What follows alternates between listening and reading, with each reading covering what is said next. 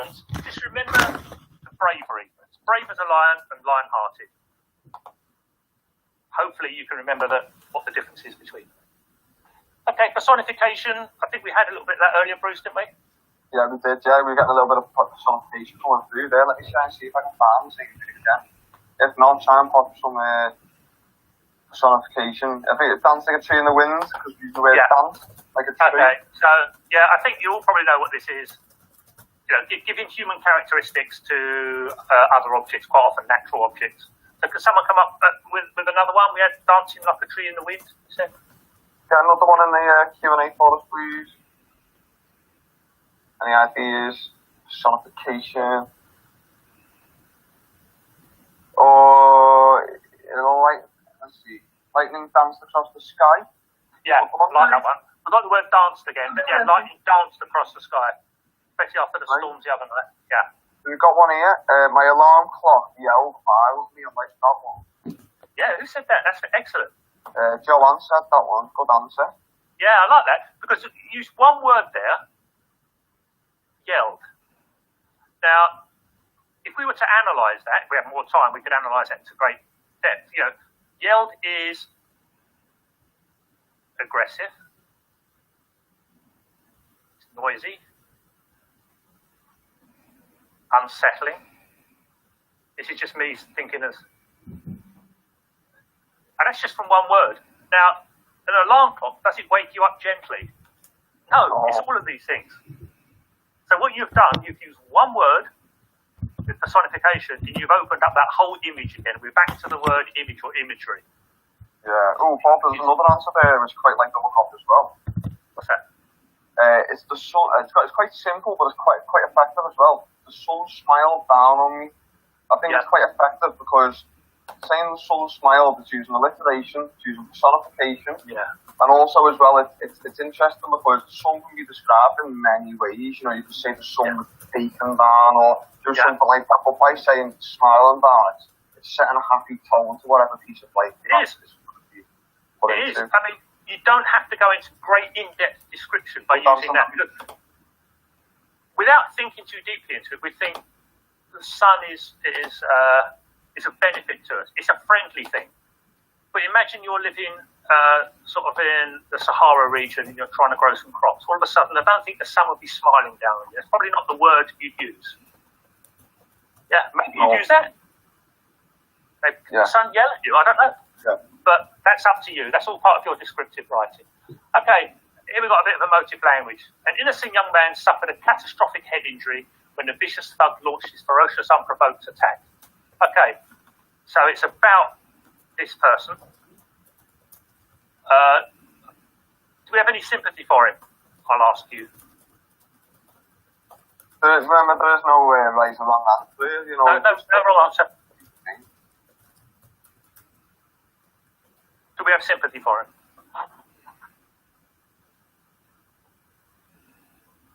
Pop it in the Q&A. Sarah said yeah. Okay, can I ask Sarah then specifically, can I ask why we have sympathy with him? You want to come on the chat, Sarah, and talk to us, you can? Yeah, please, Sarah, it'd be nice. It's easier to talk to a voice. Yeah, and typing. Your choice. Or Chloe, do you want to come on to talk to us to give us some answers? Because we feel the pain and how he feels. Sarah said because you can feel his pain. Yeah. And how he feels. And who else we got?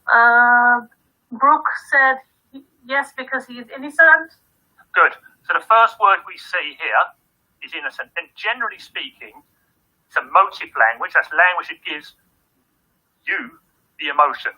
That is the power of descriptive writing. Someone that you've never met and probably will never ever meet in your life, perhaps someone like J.K. Rowling, has sat down somewhere, perhaps in a different country, written something that lodges itself in your head and creates a unique image. Now, you've got to admit that's power. It is, yeah. And if it's like that bit of descriptive writing I told you about the mountain, it's something that stayed with me all my life so far. So that is power. So we know he's an innocent young man, so already we want to sympathise. That's what it says. But what other words in there are emotive? all the words in this bit of text here is a motive. Just let us know in the... He's hurt his head. That's not particularly a motive, is it? Chloe said she'd come on to talk, but she's not sure if Mike's working. Should we give her a little go there, Chloe? Yeah, Chloe, Hi, I'll take you off mute to see if you can hear you or not. Hello? Hello, Chloe? I suppose not, Bob. Oh, what's a shame. Anybody else? What's a shame? Oh. Anybody else want to stick their head above the parapet? There's my metaphor. Oh, Bob. It's not even look like it today. That's such a shame, isn't it? We've got 32 people and no one wants to speak. The ones that want to speak don't have mic problems. Ah, okay. All right. But there's less learning in me explaining it rather than you telling me. But let's have a look. We know he's innocent, so we're already thinking we're going to sympathise with him. So if we cut that right down and says, a young man suffered a head injury after an attack. That's not very emotive. But he didn't just suffer a head injury, he suffered a catastrophic head injury. That word means about as bad as you can possibly get. Catastrophic. It's not a mild, it's not even a bad head injury. It's catastrophic. Which makes me think that this person is never going to be the same again. Right? Well, I would suggest most thugs are vicious, but we've put a nice adjective in there. It's a vicious thug. He launched his unprovoked attack, but what sort of unprovoked attack was? It was ferocious.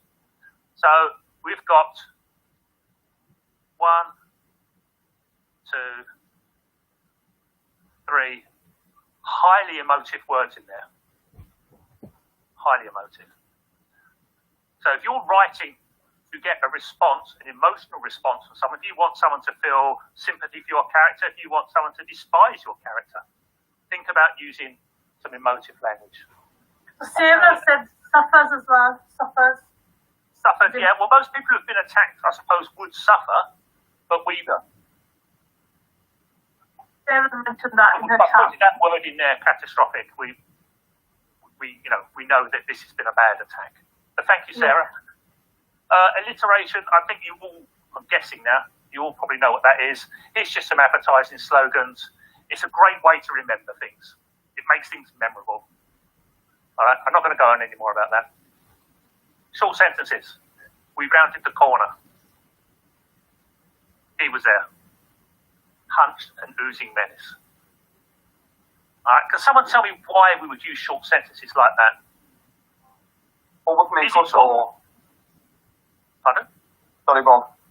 I can say, would we use short sentences like that to tell the reader the whole picture? We've got some really good responses here, Bob. Joanna said to create suspense. Lucy said to create tension. Jacob said to get the point across and hook a reader. Great. Jane said it draws the readers in. Lily said it's amazing stuff, guys. Yeah. Well done. All of those are good. Those of you who didn't struggle a little bit with that, try to remember what you've just heard from your colleagues there. It's a great way of hooking the reader. It's a great way of creating tension. It's also a great way of relieving tension.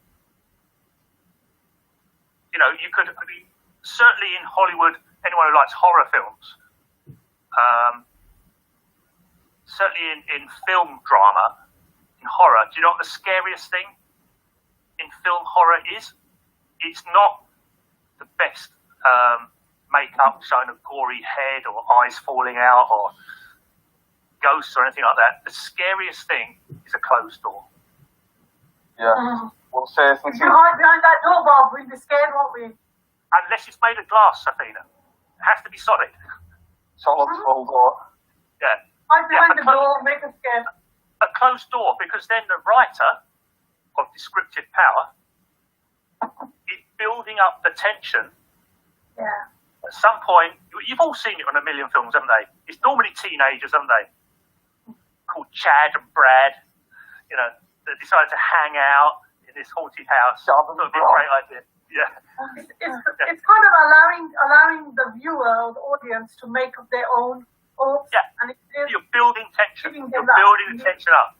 And then when they open that door, tension's gone. Have you read this here, Bob? Five people. Dramatic irony. Dramatic.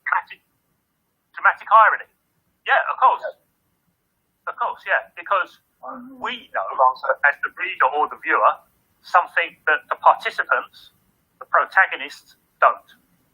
So that is pretty much dramatic irony. You know when you told us a story about the boy on the mountain, Bob, you did that. You created a bit of curiosity there. We gave you all wondering what's going to happen next, and Well, yeah. I mean, you can imagine in the actual story. I can't remember anything else about it, but you can imagine him saying how slippery it was underfoot, what the view looked like down into off the mountainside, how scary it was, how nervous he was, how he was hanging on, etc. And then suddenly my leg gave way. creating suspense. Five words with one comma. Really powerful short sentence. So those that come up with those words, intention and everything, excellent. So the examiners like that. Examiners like they love it. Examiners will notice if you've mixed and matched your sentences for effect. They will notice. It's very easy to write, an adequate piece using just compound sentences. So in other words, a couple of clauses joined by a connective. I walked along the beach and the sun shone brightly on my back. Compound sentences, not particularly interesting. You mix and match it around, stick some, subordinate clauses in there, expand the sentences, shorten them, even have one-word sentence in there. Like stop. Oh, I suddenly saw something. Yeah. Okay. Good stuff. Do you know what? I'm not going to do this task, Bruce. If that's all right with you, I'm going to do it on the board here. I don't think you can hear you. Sorry, Bob. Okay, Bruce, I'm not going to do this task. I'm just going to do it on the board. Yeah, that's fine. That's clear. Okay.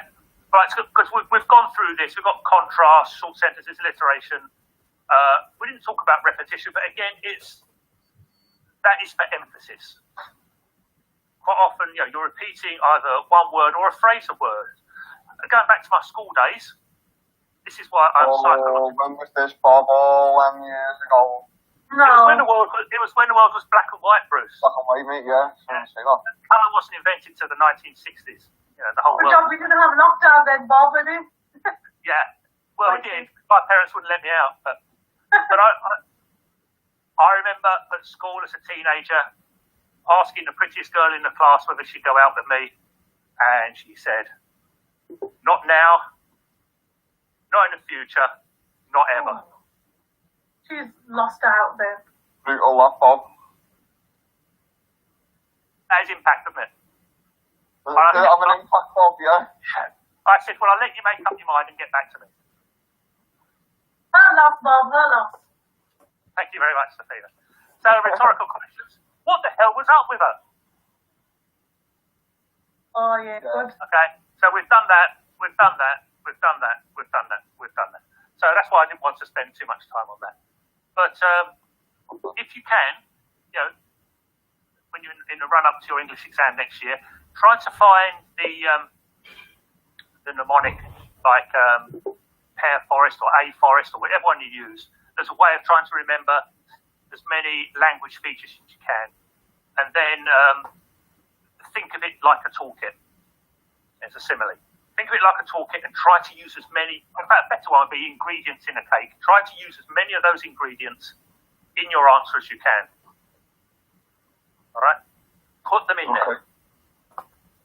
Going back to the closed door in a spooky house.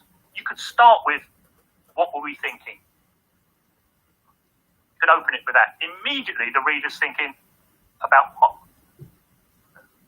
You can follow with another rhetorical question. What were we thinking? Why on earth, on Halloween night, did we think it would be a good idea to go down to the old ruined house and whatever, make out, as they say in California? But is it Chad and that again, this, Bob? Anyone? This is Chad again, isn't it? It's Chad and Brad. Chad and Brad? Chad and Brad. Yeah, with Jolene and Miley. All right. Yeah. supposed to be writing this descriptive stuff. You are. Okay, do we need to do that? Yeah, we'll just do it really quick one. I'm just going to have literally about 30 seconds, 20 seconds. Just a quick little vote on this. How are we getting on with this? Are we doing good? Are we doing perfect getting there? We've not really got a clue. Be honest with us, this is anonymous. We can't see which one, so bear that in mind when you're doing your vote. So we've got 70% vote. Can we get a few more? That's a little 10 seconds there. So at the moment, Bob, we've got an almost 50 split between perfect and getting there. So, we are 55% perfect now. So, yeah, I think we're okay. No one's on, not a clue anyway. So, okay, good. If anyone needs anything, message, put it in the Q&A and we can go through it something here anyway. It's very difficult for me, especially remotely in the time we've got, to try and give you confidence to express yourself in your writing. But, you've got a whole year of creative writing tasks until your exam. Use that to experiment. Try different things. Try writing in the first person. Try writing in the third person.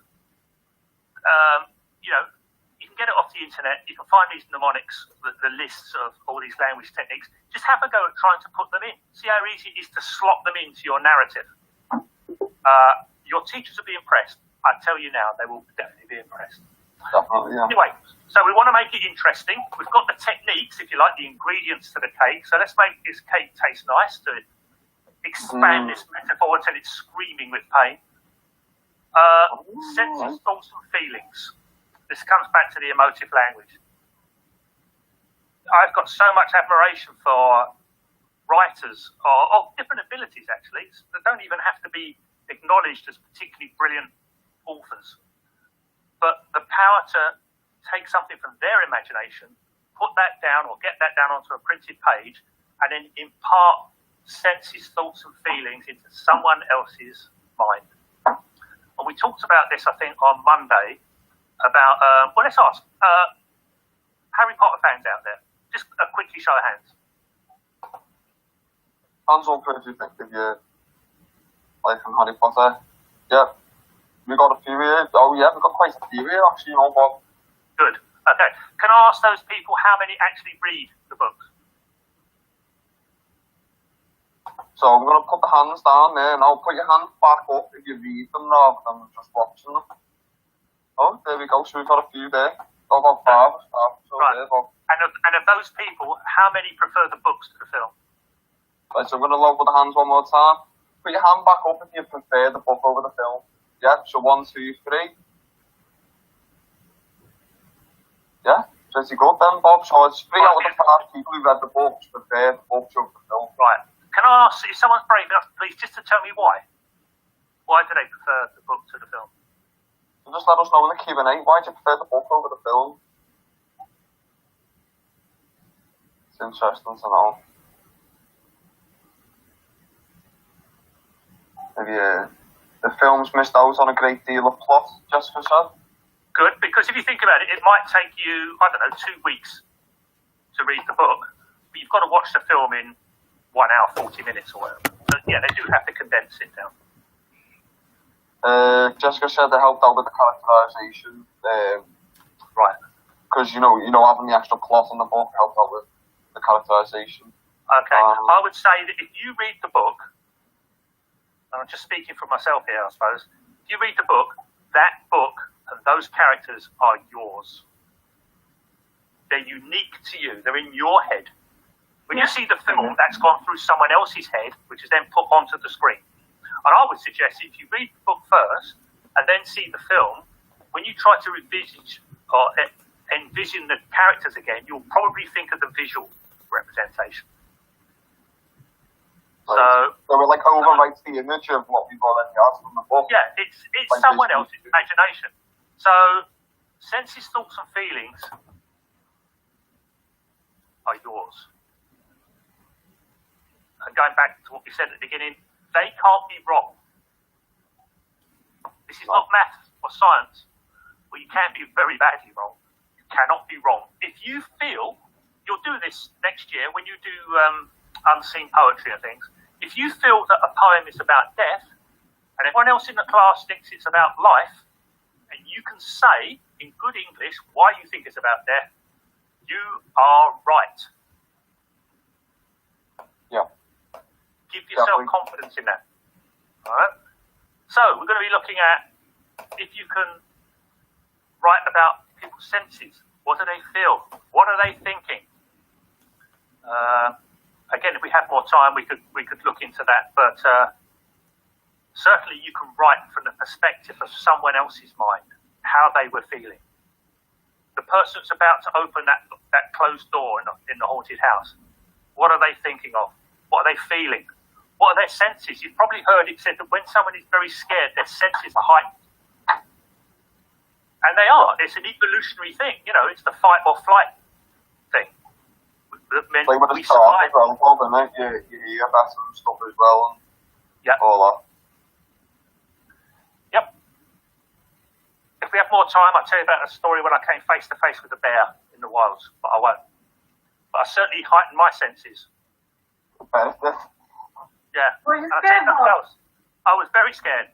And I'll tell you something, it's not only bears that do that thing in the woods. When you come face to face with one. Okay. Using the senses. So when describing a story, you want to use, or you should try to use all 5 senses. That's not a rule. First of all, as I said, it's not science. It's not a rule. You don't have to think I'm talking about walking along that lovely beach. Right, let's use all 5 senses. Because you might think, well, am I going to get taste into this? But try to use more than eyes. We tend to think more visually than in any other sense. But certainly smell is a sense that leads quickest and most evocative way into memory. I don't know why. Senses, so certain smells will bring a memory rushing back quicker than any other sense. So at the 5 senses, can we have a go, all of you please, just to write one sentence for each of the 5 senses on the theme of water. And before you think, flipping hell, water. Think of the different types of water there are. Steam, ice, fresh, salty, stagnant, smelly, pure, rushing, still. Could go on. All right? So try for each sentence, try to write a descriptive, each sentence, put a descriptive sentence, please. So stick, I want a couple of adjectives in there if you can, please. Yeah, so the different states of water as well, Bob. You know, like steam, ice, all of that kind of stuff. Yeah. Humidity, you know, when it's humid in the air, you know, like the precipitation, stuff like that. There's loads of different ways we can feel. Yeah. Sorry, Bob? Sweat, exactly, yeah. So try to stick some adjectives in for each one. 2 or 3 minutes for this, I think, Bruce. Cause yeah, right. So we'll just do this. 2, 3 minutes most on this.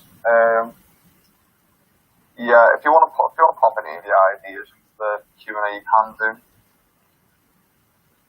I'd be interested to see if anyone can describe what fresh water tastes like. That's not an easy thing to do.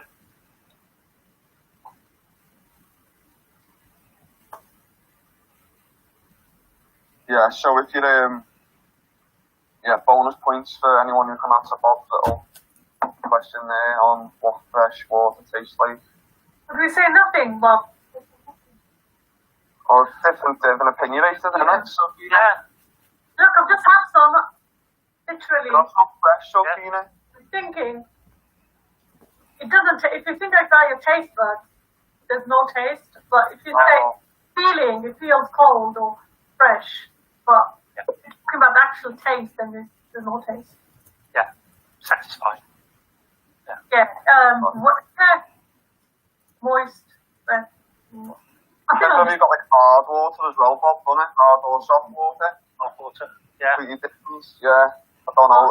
Do you know why the sea around the UK very, very rarely freezes? Why? Because salt water freezes at -4, not 0 degrees. So it has to be colder. So I want to think of something like that. Water, fresh and smooth. Nice. Smooth, good description actually. Yeah. We've got some from Hartlepool. They've definitely got to have some hard water from Hartlepool. Sure, it's hard water. Oh, hello, Hartlepool, and Sure. hello to the monkeys up there. Mm-hmm. Famous for the monkeys on the beach up there. Lily said she can't see us. Who can't see us? Lily, she wants to know how to get back on the page. She can't. Lily, go to the webcam thing. Try and have a look at the top of your screen, Lily, if there's any options for the webcams or anything like that. Or try and, if you're in full screen on the webinar, try and take it out of full screen. Sometimes when it goes into full screen, it kind of moves the webinar webcams around or hearts or stuff like that. Okay, I want to get some answers in, Bruce. Yeah. Has anyone, let's put the senses there. So let's start with sight. Who's got a descriptive sentence for sight? Right, so we've got Wesley's got one, and it says, "As we drove towards the beach, I saw the blue sea, and it looked like blue crystal shining." Lovely. Yeah. So you've repeated the word blue. Yeah. I mean, you could probably chop that down a bit and just say, sort of like blue crystal, was it? Yeah. Yeah. Excellent. So we've got descriptive words there. I mean, all colours are adjectives. All right. So blue, blue is more than one colour, isn't it? There's all sorts of different colours of blue. So what you've done there, you've stuck a simile in with crystal. So I love that. Well done. Who was that? Bruce? That was Wesley, that was. Well done, Wesley. What about sound? Who's got one for sound? Sound. Let's see. Don't think we've got a sound one in there, at the minute. Okay. I've got a smell one now. Good. It says, this is from Lucy, "The refreshing fragrance of seawater swimming through my nose, as if I was eating pure salt crystals." Yeah. Yeah, that's very descriptive, isn't it? Yeah. Hold on, something. Yeah. I mean, it's very difficult to describe salty water as anything other than salty, isn't it? Salty, yeah. It's very difficult. See, I mean, you could think of words like tangy, for instance, sharp. Yeah. There are other words you can use, but I love that. So, can you read that again for us, Bruce, please? Yep, "The refreshing fragrance of seawater swimming through my nose, as if I was eating pure salt crystals."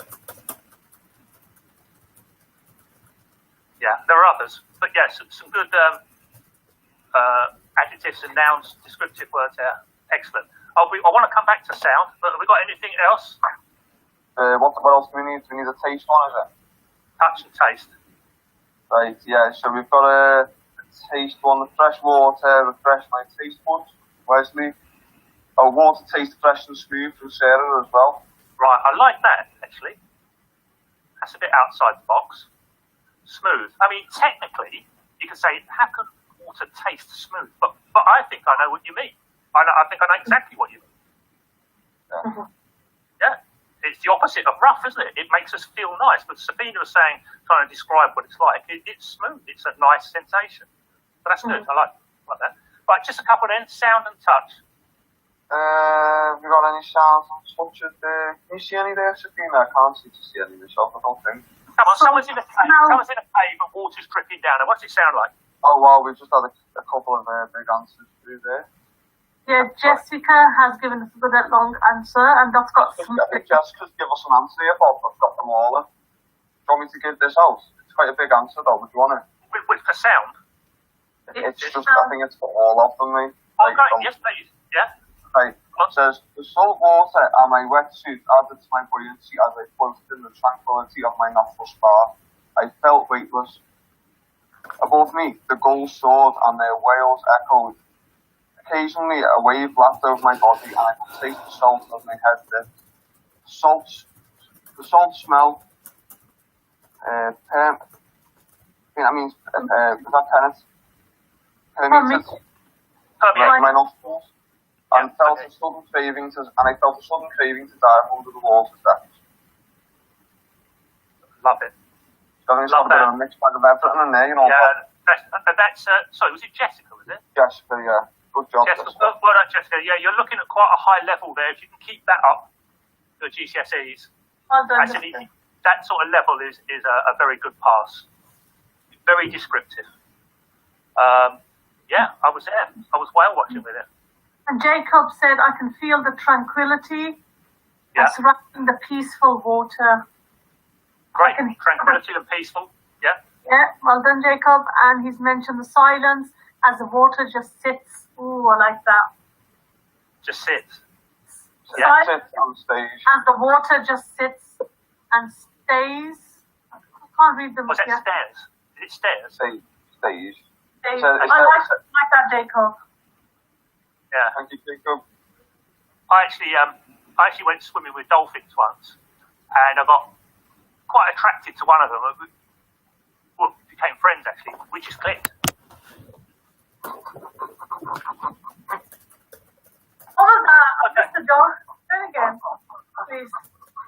I just heard something and then I heard the last bit. We just clicked. So I missed the first bit. You Me and went. a dolphin became best friends. Yeah. You and a dolphin. Yeah. Anyway. Okay, let's do the poll.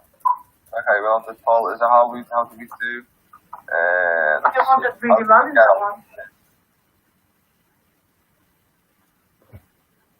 Spot on. So, not sure. How do we get on with this?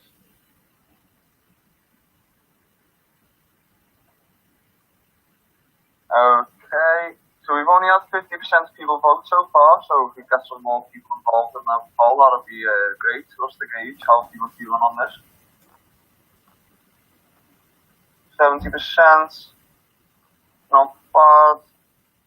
Get a few more seconds, and I'll read out the results. Right, so Bob, you've got 57% spot on, 38% so-so, and 5% not sure. If you're in that 5%, I think it's only one or two people, then please just let us know in the Q&A if there's anything that you can do some help with, or if there's anything that you'd like us to go over, or something we go over something at the end of the session, or anything like that. Just let us know if there's anything. I'm just going to close that poll off now, Bob, so we can just carry on. Yeah, thank you. Go. Thanks very much for that. Okay, so let's look at different ways that we can begin our descriptive writing. We've looked at some of the tools or ingredients, whatever you want to call them, that you can put into it. But at some point, we've got to actually start. And you've got a finite amount of time in your exam. So you've got a short amount of time to make an impact. We're not going to look at planning or anything, although I would just say it's vital that you do plan. 5 minutes during your exam time to think of a plan. But then think about how you're going to open your bit of descriptive writing. One of the most common ways is setting the scene. And going back to sort of our Hollywood movies and things again, you think, if you can, the amount of films start off where the camera, if you like, goes across a city or a location, so that us, as the viewer, thinks, right, I know we're in Paris or London or New York or wherever, or in someone's house. So it sets the scene. With a character, it can describe what the character can see, hear, smell, taste, touch, and feel. So it's a way of bringing us, through the character, the emotions that they are feeling in the scene, in the setting. So let's have a look at this. The sun rested warmly on his face like a comforting blanket. We might want to look at what that is later. Stunning beams of light pierced through clouds on the distant horizon, turning the sky an exotic purple.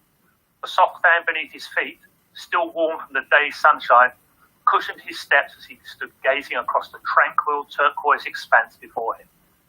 The air carried the faint odour of pine woods and the chattering of unseen birds from the hills behind. So, it says guess the scene, but I think that's pretty obvious. But I'd like to specifically like to ask the group this. Why do you think that's an effective opening? Cool. Can we get some ideas in the Q&A for us, please? We're just going off, throw some ideas into there, and we'll just discuss through them together. So, why is this scene effective? You know, I mean, Bob started highlighting and, you know, circling some things there, which might be giving us some hints. But really though, this is all down to, you know, personally, why you think it's affected yourself. So everyone's got different answers for this, really. So, yeah, try and pop some of the answers into the Q&A for us, please. Thank you, Jacob, for your answer. Thank you. Go through some in a minute. Okay. Right, so Bob, we've got Jacob. He said he created a perfect, beautiful picture, and you can practically see it. Thanks very much, Jacob. Do you know why I think that's a brilliant answer? Because I wrote that, so well done. Oh, well done, Bob. Yeah. Well done, you, Bob. Thanks, Good. Jacob. Okay, and speaking to unseen Jacob at the moment, can you see some of the language techniques that I've used in there? I mean, I know it's difficult with the time lag and everything, but we've got a simile there.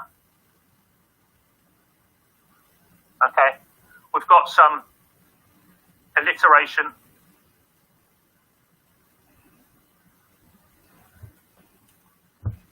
But I think for a descriptive piece of writing, what it's got is I think some good adjectives in there. Distant horizon turning the sky purple is perfectly adequate. Perfectly adequate description. I think most of us would have seen in the evening the sky turn the colour purple. Yeah. Yep. For which there's no rhyme, Safina. Purple, you can't rhyme a word with purple, guys. You got.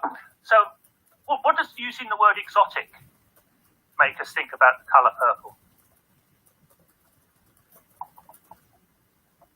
Anybody? Well, doesn't it? Is it a waste of a word, perhaps?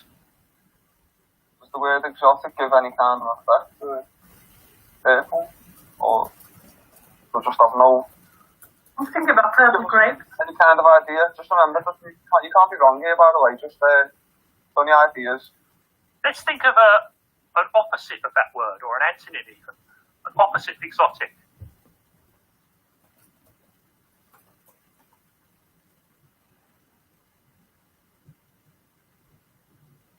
Common or average, perhaps. That certainly wouldn't work if we use that. Exotic, I would suggest, makes it sound rich. Yeah. So if it's rich, it's normally special. All right? The soft sand cushioned his steps. What does the word cushioned make us think of? Any ideas? Is it difficult to Cushion walk on stands. if your feet Right. are cushioned? Jacob said it creates a comfortable environment and it makes you feel cozy. Yes, Jacob. Right. Okay. I can't fit comfortable in. I'm going to put cozy. Thank you. Forget that. The chattering of unseen birds. Right? What does What this are you tell? hearing? What are you hearing in your imaginations? Is that loud? If you're there, are the birds loud? Any ideas? Oh, do you know, Bob, I'm actually thinking so, yeah. I'm thinking I'm going to be loud. Do you know, Bob? You think so? I'm pitching Okay. on. Yeah, Wow, as I said, okay. you can't be wrong. Yeah. Are they clear? Is Can it you hear clear? them clearly? Any ideas? Well, if you're reading this, oh, here we go. Actually, yeah, we've got it. Don't Jessica, we're going to have your answer there. Jessica's saying a medium volume, but at a distance. Do we think they're clear? Most of you think they're clear? Was that Jessica again? Other Jess, we've got one. Just the Jess. Jess, I think so. I think that's like almost like a white noise, background noise. So I wouldn't say it's too noisy, but I wouldn't say it's too quiet. It's something that's in the background. So what we've got, by using these two words here, and this is your words, from you, the class, you come out with rich and cosy. That's a special place. It's rich and cosy, isn't it? It's not a nasty place to be. No. So setting a scene, it's a nice place. Let's sum it up with that. Okay, I'm going to move on. I touched on this earlier, actually, when I talked about Hollywood movies and things.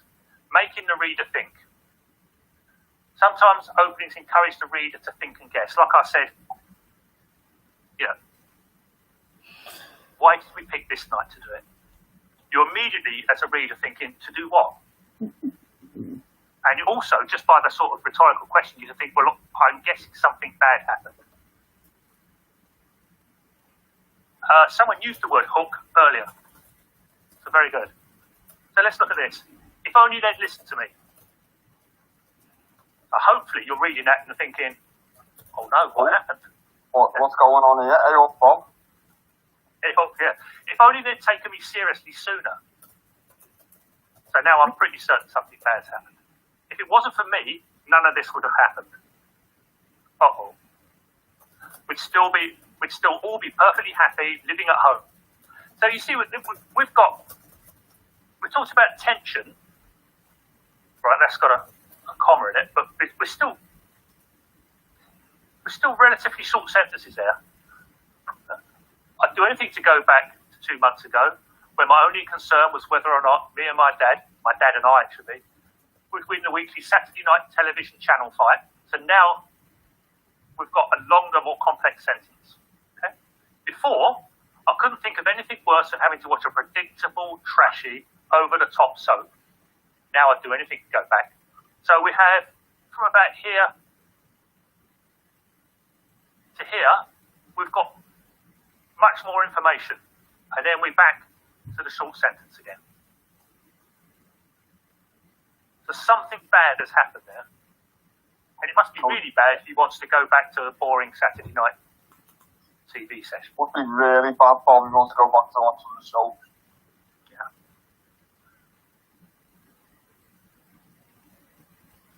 I've explained it myself, really. I've said what was good about this opening paragraph and why is it an effective opening. As I said, we're rushing to finish on time, but make the reader think, if that's what you want to do. If you're trying to put some mystery and suspense into your creative writing, don't come out with the answer in the first paragraph. Okay. I remember reading a piece once. It started with, on the face of it, it seemed like the sensible thing to do. Already that's a mystery, isn't it? No, what? It's like what? And then that makes you kind of ask what, or question it. And what it was someone who experienced an earthquake. And they'd read that if you're in a building during an earthquake, the safest place to stand is under a door frame. Okay. If you think of collapsed buildings, the strongest bit normally is the concrete or steel. That's always still standing at the door frame, isn't it? Called a lintel, yeah. And that was his thing. On the face of it, it seemed like a sensible thing to do. Oh. But it wasn't. Who knows? Who knows? See, that's a question. Another great way to start, especially if you've got characters, and if you've decided to have a piece, to write a piece with characters, I would suggest you put, your teachers have probably told you this, look at a maximum probably of about 3 characters, really. Because in the time you've got to write, you really haven't got the time to introduce more than 2 or 3 characters and give them any sort of flesh to make them interesting. You can say there were, you were in a group, you were in a party, and there were 100 people there. Of course, you can say that, but try not to introduce characters that you have to describe more than 2 is a nice number, actually. Yeah, 2, I think 2 is okay, and then just generalise everyone else. Well, do you remember going back to one of the first things we looked at? What can we bring in, beginning with C, the 2 people that you can explore with 2 people? Ooh. Is the next letter afterwards an C-O-N? It is. Yes, C-O-N, Any ideas? What can we do with our 2 characters to have more effects? Yes, we can have contrast. We can have contrast. More of an effect than having 3 characters with no contrast. Yeah. Yeah. We had a student Monday that very quickly sketched out an idea, and he put contrast in there. And I don't think he was even thinking of contrast, actually. He talked about 2 people on the beach, and one of them was very athletic. I think they were brothers, I think he said. One was very athletic and an excellent swimmer and everything, and the other one was more sort of bookish little bit weedy, could only just about swim, and you can make a story from that. And he put it that the weedy brother got into trouble and the good swimmer went out and rescued him. Now that would make a perfectly good little story. But I would suggest if you did it the other way round, you've got much more drama. Imagine if it was the good swimmer brother that got into trouble and it was the weedy poor swimmer that rescued him. So then you've got a story, haven't you? Got a proper story on your hands then, you know what I mean? It's like expectations of characters and stuff like that as well. Yeah. What you've done is you've inverted, you've turned over the expectations. Yeah. And Hollywood does it all the time. All the time. Yeah. How many times have you seen a Hollywood movie where there's a man and a woman and there's a great big one of these Hollywood fights and everything like that, and it ends up with, it's the woman that has stereotypically had been hiding behind a desk or something like that while the bloke's getting beaten up, and she comes out unexpectedly, gives a load of karate kicks and does them all over. I can think of a dozen films where that sort of pastiche has happened. So let's have a look at action and dialogue. Right? If you start with action and dialogue, you'll bring in the reader straight into the story. You don't have to set the scene. There's a sense of urgency. Let's have a look at this. This is a bit Hollywoody, actually. So we know we've got some characters here. Did you hear that? Screeched Natalie. There's one. What? Whispered Poppy. Her voice noticeably cracking. There's always like What's that? That was my boss off. Yeah. I'm sorry. Whispered Poppy, her voice noticeably cracking. There it is again. It's a sort of whooshing, crunching sound. Do you think something's following us? Stuttered Natalie. Sensing that Natalie, who she knew was of a nervous disposition, was beginning to tremble, Poppy announced confidently, "Oh, it's probably just the wind." I don't think it's the wind. Well, maybe it's a squirrel or something, said an irritated Poppy. But squirrels don't have hands, she said, sheer terror in her voice. Something's got my leg. Poppy froze. Paralysing fear replaced all other emotions within an instant as realisation hit. They were not alone. It's a little miniature film in about a dozen lines there. So I'd like to ask the people out there, what language features, what ingredients for our cake have we got in that little paragraph? Yeah, so what can we see in here? What can we kind of techniques can we see here? Just get a few ideas into the Q&A for us, please. Don't forget punctuation. Oh yeah. Bob, we've only got a few minutes left here. Yeah, I can see that, mate. I'm going to make this the last thing. That's spot on. Yeah. Adverbs. Oh, who said that? Jacob. Okay, you'll have to tell me where there's an adverb. Sarah said a nervous disposition. Yeah, that's a bit of descriptive writing. Yeah. But we're going back to adverbs. Where's the adverbs? Jacob will get back to screech and whispered. They're adjectives. Adjectives. Oh, do you know what's pretty close there though, Jacob? That's a, you know, you're still on the right tracks there, mate.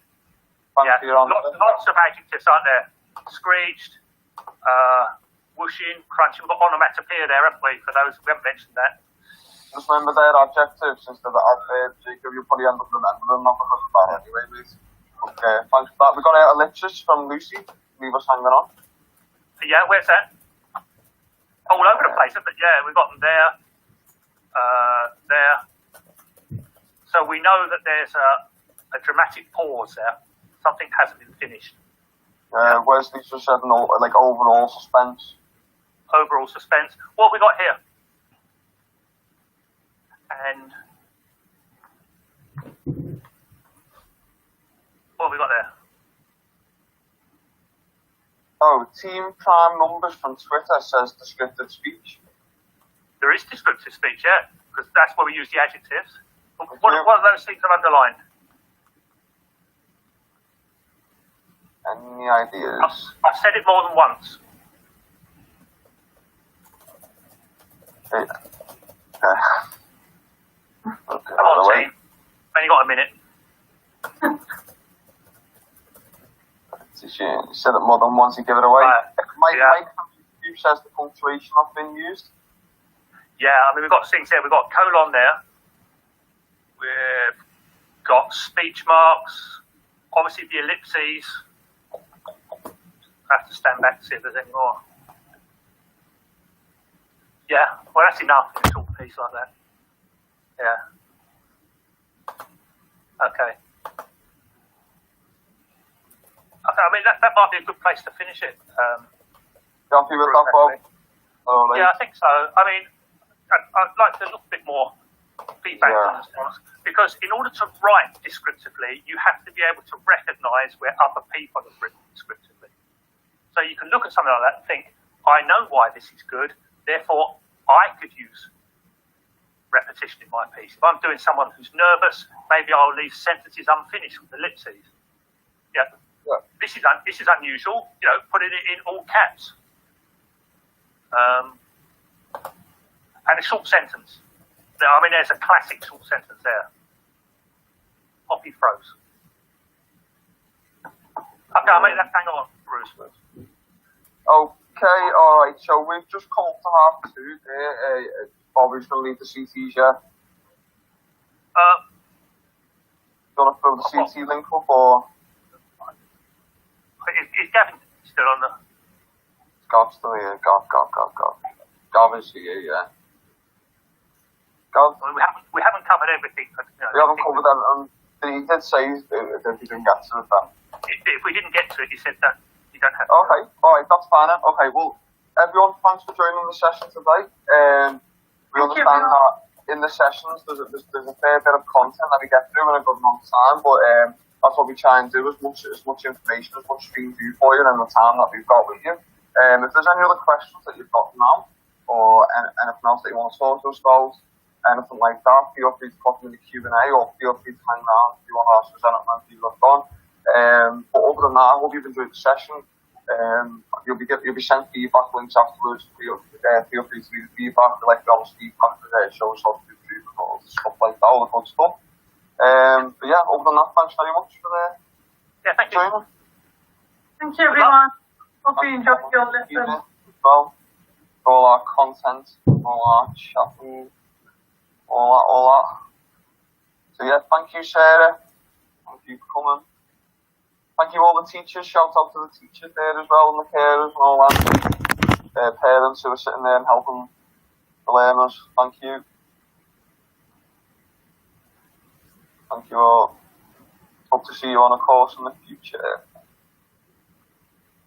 Maybe even in person, Bob. Let's hope so. Just remember, the light at the end of the tunnel is a train coming. That's what I was always told. Yeah, run, duck, dive, roll. Okay. Hope that's been alright. If you haven't got any questions in there, so I think everyone's kind of alright. But if you do, and you're hanging around, feel free to pop them in for us. We look forward to getting any questions or any comments.